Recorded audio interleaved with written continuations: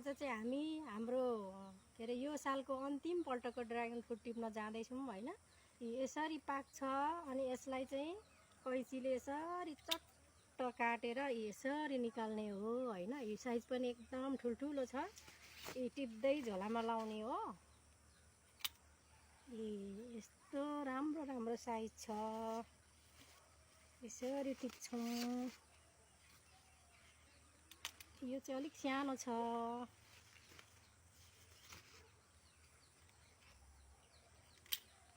यो पनि ठुलो छ।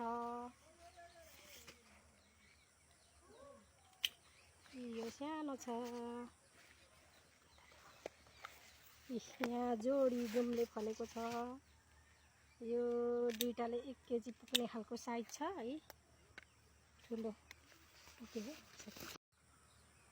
हाय, आज चाहिँ हामी हाम्रो के अरे यो सालको अन्तिम पल्टको ड्रागन फ्रुट टिप्न जाँदैछौँ हैन।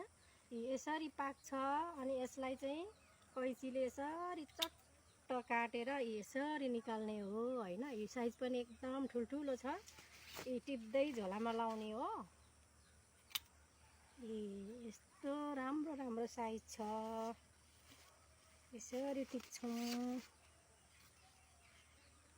यो चाहिँ अलिक सानो छ।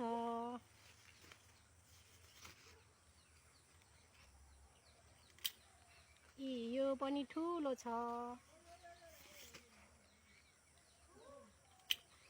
यो सानो छ। यहाँ जोडी जुम्ले फलेको छ। यो दुईटाले 1 केजी पुग्ने खालको साइज छ है।